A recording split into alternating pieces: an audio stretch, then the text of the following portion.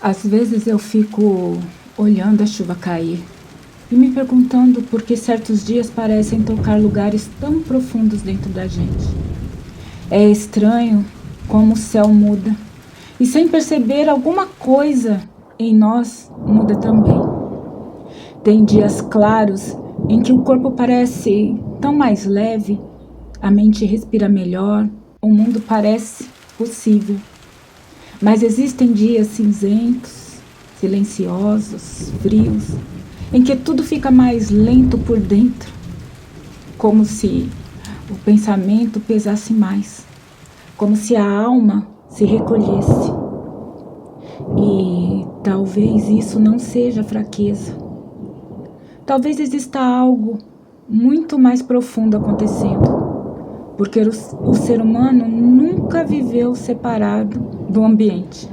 A luz toca o cérebro, o clima altera o corpo, as cores mexem com a percepção, os espaços moldam emoções.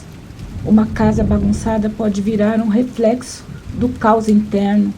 Um quarto escuro pode aprofundar uma tristeza silenciosa.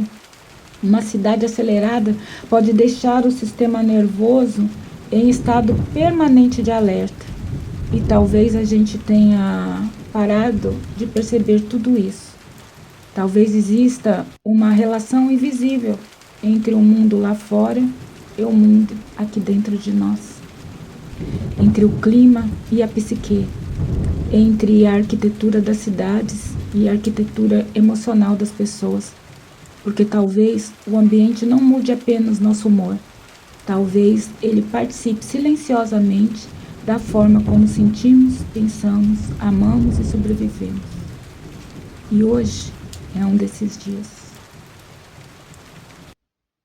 O mundo está adoecendo a sua mente e você nem percebeu. A verdade é que existem dias em que parece que sua alma pesa muito mais. Dias em que o céu fica cinza, a casa parece sufocante, o quarto vira um esconderijo e até pensar cansa. E o mais assustador é que talvez isso não esteja acontecendo apenas dentro de mim. Também está acontecendo com você. Talvez o ambiente esteja moldando silenciosamente a sua mente. A chuva, o frio, o excesso de calor, as cidades gigantes, o barulho constante, a bagunça, as cores, a luz artificial, o concreto, a ausência de natureza. E se tudo isso estiver afetando sua psique, muito mais do que você imagina. Porque a ciência, a neuropsicologia e até a psicanálise vem mostrando algo inquietante. O ser humano não habita apenas lugares, habita a atmosfera emocional.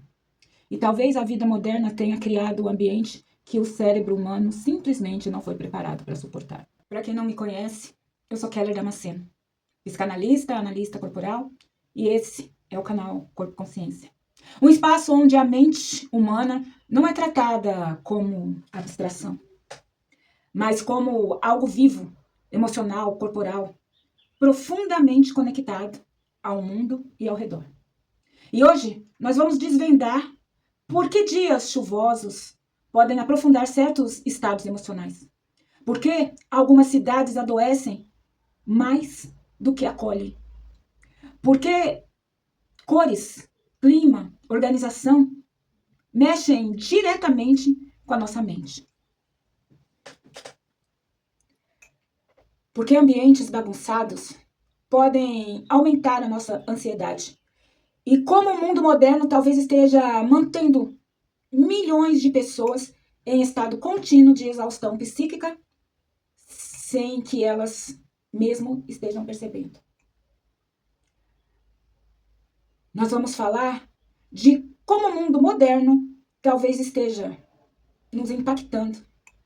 E eu te prometo, depois desse vídeo, você nunca mais vai olhar o ambiente da mesma forma. Então você deixa seu like, se inscreve no canal e nós vamos conversar.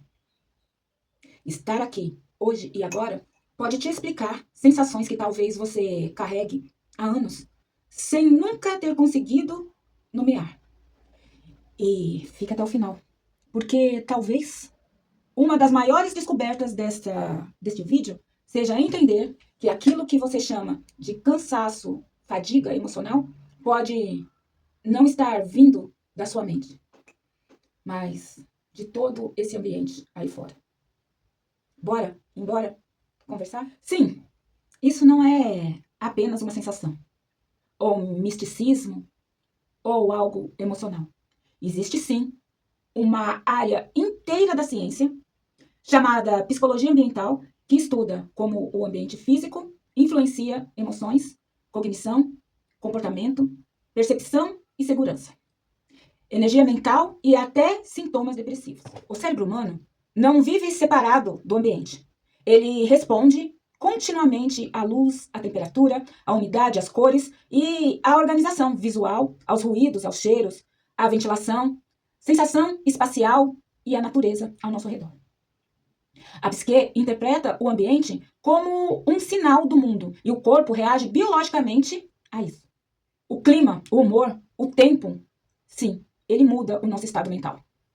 Dias chuvosos, cinzentos, frios, são relatados por muitas pessoas que levam elas a um estado maior de introspecção, tristeza, cansaço, melancolia, queda de energia, vontade de se isolar.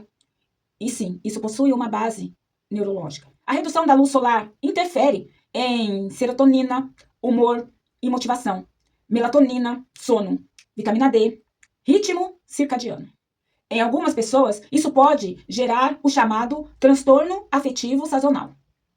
Um tipo de depressão associado principalmente a períodos frios e com menos luminosidade. A luz solar participa diretamente da regulação do cérebro. Menos luz, menor ativação fisiológica em muitas pessoas. Por isso, dias escuros podem aumentar lentificação emocional, sensação de vazio, apatia, sonolência e desejos por carboidrato. E existe outro fator importante. O céu cinza, ele reduz estímulos visuais e emocionais. O cérebro humano é altamente responsivo a contraste, movimento, cor e luminosidade. Ambientes cinzentos e monótonos diminuem excitação cortical, sensação de vitalidade e estímulo dopaminérgico. Por isso, algumas pessoas sentem literalmente que o mundo ficou mais pesado e que a vida ficou mais escura. E para indivíduos predispostos à ansiedade ou depressão, isso pode ampliar estados internos ainda mais. Os dias claros, frescos, ensolarados, em geral, eles aumentam a disposição, a energia, a motivação, a sociabilidade, o foco e aquela sensação de esperança. A exposição solar ajuda na produção de serotonina e na sincronização do relógio biológico, na melhora do sono e na regulação hormonal. Além disso, ambientes iluminados fazem o cérebro parecer ou perceber maior segurança, maior previsibilidade e maior vitalidade ambiental. A luz natural também melhora o desempenho cognitivo e o humor. É certo que o calor excessivo também pode trazer uma certa irritabilidade. Curiosamente, calor moderado costuma favorecer o conforto e o relaxamento, mas o calor intensivo, ele pode aumentar a irritabilidade, impulsividade, agressividade e também dar aquela sensação de fadiga mental, porque o cérebro ele entra em estado de sobrecarga fisiológica. Mais esforço para regular a temperatura, pior qualidade do sono e aumento do desconforto corporal. O corpo cansado regula de uma forma pior as nossas emoções. A umidade, o abafamento, ele também traz uma sensação disfórica psíquica. Ambientes abafados, escuros, úmidos, frequentemente produzem em nós sensações subjetivas de opressão, desconforto, lentificação, fadiga emocional. Parte disso é fisiológico, porque locais assim, pioram a oxigenação, aumenta o desconforto térmico e a sensação traz para nós uma sensação de confinamento. Mas parte disso também é simbólica. O cérebro humano cria associações emocionais inconscientes com os ambientes. Ambiente escuro, mofado, abafado, ele traz para nós uma sensação de decadência e frequentemente evoca a sensação de insegurança, decadência, retraimento e melancolia. As cores, elas também têm um impacto muito forte e real na nossa psique. Sim.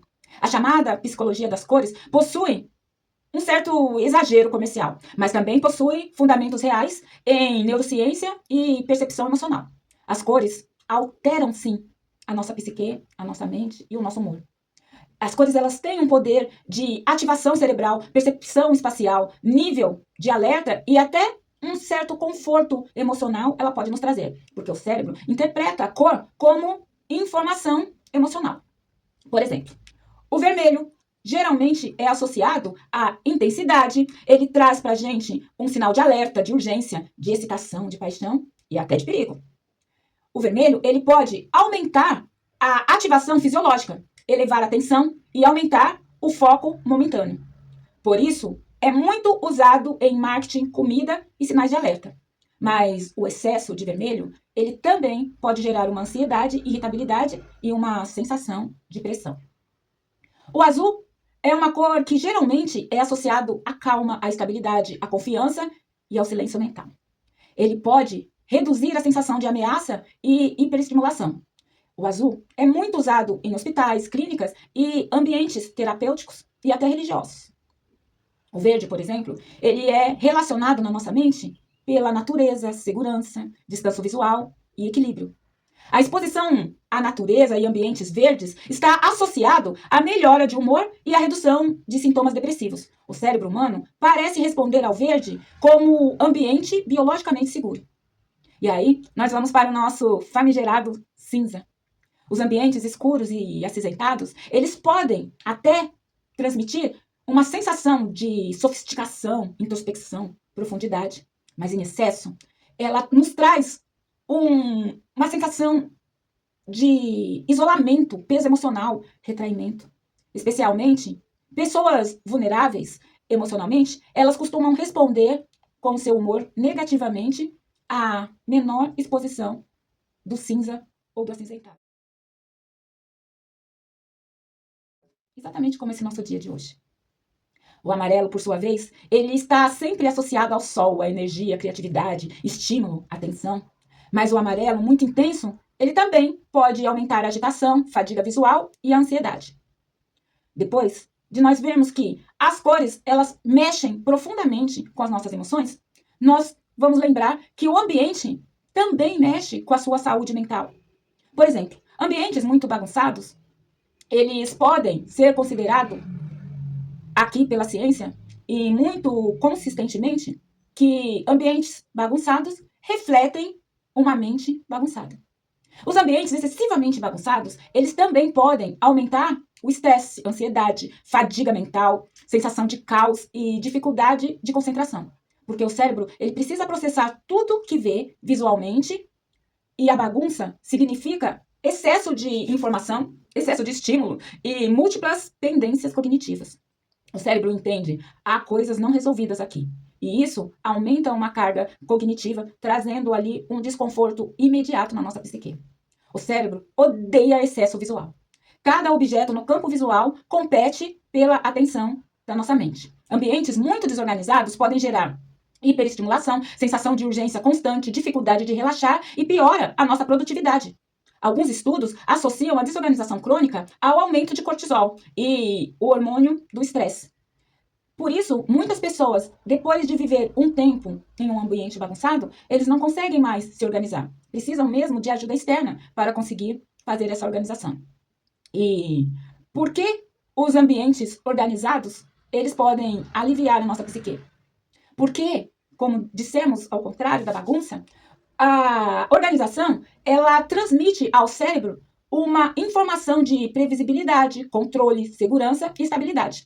O cérebro humano relaxa quando percebe que o ambiente está sob controle. Por isso, muitas pessoas sentem alívio após limpar a sua casa, sensação de clareza após organizar o seu quarto e melhora emocional após abrir a janela, ventilar a casa ou iluminar um ambiente escuro. Gente, isso não é frescura, é neuropsicologia ambiental. O mais importante, o ambiente não cria tudo, mas modula muito. Clima, cores, organização, não explica toda a psique humana, é claro, mas funciona como amplificadores emocionais, moduladores de humor e reguladores fisiológicos. Uma pessoa deprimida pode piorar muito em um ambiente escuro, abafado, desorganizado, sem luz, úmido, enquanto ambientes claros, ventilados, organizados, naturais e acolhedores podem ajudar o cérebro a sair desse estado de alerta, apatia ou até sobrecarga. É como se o ambiente dissesse silenciosamente ao seu sistema nervoso: você está em perigo. Ou você pode descansar. Então, dependendo da organização, das cores da luz, da ventilação, esse ambiente pode te dar uma sensação de que você está em perigo, alerte-se, ou você pode descansar e aí o corpo acredita e relaxa. A relação entre o clima, ambiente urbano e funcionamento psíquico fica ainda mais evidente nas grandes metrópoles, porque a cidade moderna não afeta apenas o corpo, ele reorganiza a atenção, o sistema nervoso, os vínculos humanos, a percepção de tempo e até a maneira como o inconsciente experiencia o mundo. A metrópole não é apenas um lugar, ela é um estímulo psicológico contínuo, e isso foi percebido muito antes da neurociência moderna. O sociólogo George Simmel, no clássico As Grandes Cidades e a Vida do Espírito, de 1903, já observava que o excesso de estímulos urbanos cria um tipo psíquico mais anestesiado, acelerado e defensivo. Segundo ele, a mente urbana aprende a filtrar emoções para sobreviver em excesso. Hoje a ciência, ela nos confirma muito do que George Simmel nos disse. A psique nas grandes metrópoles. Uma metrópole moderna oferece continuamente excesso de ruído, luz artificial constante, trânsito, população visual, poluição, velocidade, hiperconectividade, excesso de pessoas, excesso de informações, pouco silêncio e pouco contato com a natureza. O cérebro humano não evoluiu para esse volume e intensidade de estímulos. O nosso sistema nervoso foi moldado durante centenas de milhares de anos em pequenos grupos, ambientes naturais, ritmos solares, ciclos lentos e silêncio relativo. A cidade, ela rompe com tudo isso. E o que acontece com o cérebro no ambiente urbano? Estudos mostram que o ambiente urbano aumenta a hiperativação das amígdalas, níveis de cortisol, vigilância constante e também a fadiga atencional. Pessoas que vivem em grandes cidades, elas possuem maior prevalência de sentir ansiedade, depressão, burnout, transtornos do sono e sensação de solidão subjetiva. Mesmo cercada de milhões de pessoas, e isso é uma coisa extremamente importante de se falar. A proximidade física não significa vínculo emocional. E o homem, ele é um animal relacional. A metrópole aproxima corpos e afasta intimidades. Nós também podemos separar as grandes metrópoles entre locais frios e quentes. Quando a metrópole apresenta um lugar, um ambiente frio e acinzentado, exemplos, como a cidade de Londres, Berlim, Estocolmo ou Toronto, esses ambientes frequentemente apresentam baixa luminosidade, inverno prolongado, céu cinza, frio intenso e menor convivência espontânea em espaços públicos. Isso modifica profundamente a dinâmica psíquica coletiva. Em muitos países frios, a vida acontece mais em ambientes fechados. Há menos contato corporal espontâneo, mais preservação de espaço individual e maior valorização da privacidade. Isso não significa frieza emocional natural. Parte disso é adaptação ao ambiente. Quando o clima restringe a circulação, reduz convivência ao ar livre e aumenta o recolhimento, a cultura tende a valorizar planejamento, previsibilidade, individualidade e uma certa reserva emocional. Em termos psicanalíticos, poderíamos pensar que as sociedades mais frias frequentemente desenvolvem estruturas sociais mais reguladas e contidas emocionalmente. A contenção vira um mecanismo civilizatório. Pela visão psicanalítica, o frio, ele dá, sim, uma contenção emocional. Freud dizia que a civilização exige uma repressão pulsional. Quanto mais complexa e organizada uma sociedade se torna, maior tende a ser ao controle do corpo, do impulso, da agressividade, da sexualidade e da espontaneidade. Sociedades altamente organizadas e frias frequentemente valorizam o autocontrole, a eficiência, o raciocínio e baixa invasividade emocional. Mas isso também pode produzir uma certa solidão, uma dificuldade a manter intimidade, uma sensação de vazio existencial e um isolamento emocional em nome do sofisticado e da educação política. É o que alguns autores contemporâneos, como Byung-Chul Han, escrevem como a sociedade do desempenho e o esgotamento emocional. Já, por outro lado, metrópoles mais quentes e tropicais, como São Paulo, Rio de Janeiro, Bangkok ou a Cidade do México, eles inspiram ambientes quentes que favorecem maior ocupação nas ruas, maior convivência pública, mais contato corporal, mais exposição social e maior estímulo sensorial. O corpo, ele aparece mais. A pele fica mais em voga. O espaço coletivo se intensifica e isso altera formas como vínculos, desejos, intimidades e afetividade. Tudo isso junto forma uma vivência socialmente aceitável e que traz uma leveza às relações. Climas quentes e a sua expressão emocional. Pesquisas interculturais mostram que países mais quentes tendem a apresentar uma maior comunicação, expressividade, maior proximidade física, interações sociais mais espontâneas. O clima, então, ele facilita, sim, a permanência externa e a convivência prolongada. E em muitos países tropicais, a rua, ela é a nossa extensão psíquica e também da nossa casa. O social, ele invade a privacidade, o privativo. O coletivo participa muito mais da subjetividade individual. Mas isso também possui um custo psicológico. Grandes cidades tropicais frequentemente apresentam ruído intenso, superlotação, calor constante, trânsito agressivo, estímulos visuais excessivos e desigualdade extrema e muito visível. O sistema nervoso permanece em hipervigilância. O cérebro urbano tropical frequentemente alterna entre hiperestimulação, impulsividade, fadiga emocional e busca intensa de prazer rápido. Isso pode favorecer explosões emocionais, dificuldades regulatórias e maior oscilação afetiva coletiva. A psicanálise, ela reconhece o excesso de estímulo e, especificamente, o Wilhelm Reich falava sobre como o corpo reage ao ambiente através de tensões musculares e defesas emocionais. Ambientes urbanos hiperestimulados e hiperestimulantes podem produzir couraças corporais, hiperatividade, ansiedade constante e dificuldade de relaxamento profundo. Já para Donald Winnicott, ele enfatizava a importância de ambiente suficientemente bom e seguro para o desenvolvimento emocional e saudável, principalmente entre as crianças. Uma cidade excessivamente caótica pode funcionar quase como um ambiente emocionalmente invasivo. O indivíduo nunca se desliga completamente do outro.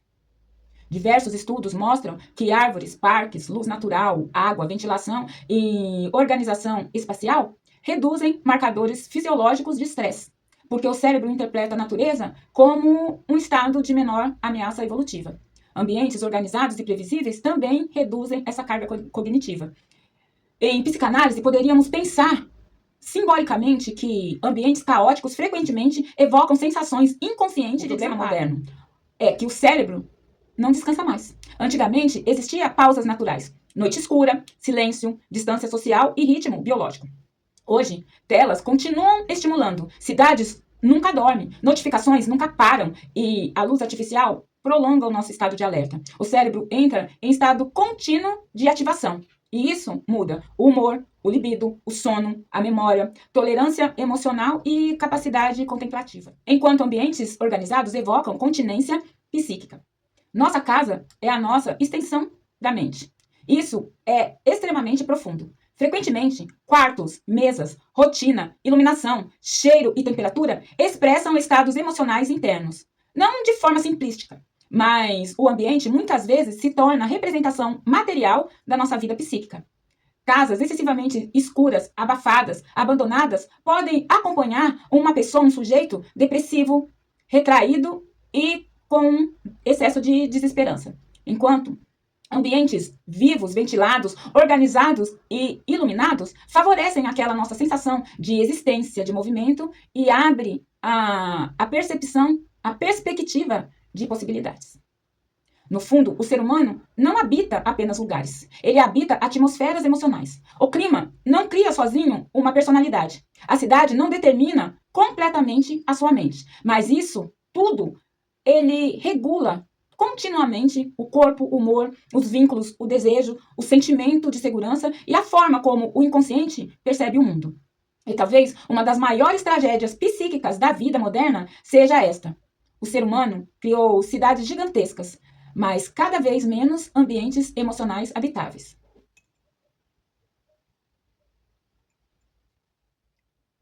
E talvez, só talvez, a parte mais assustadora de tudo isso seja perceber que o ser humano moderno começou a tratar como normal ambientes que adoecem lentamente a mente.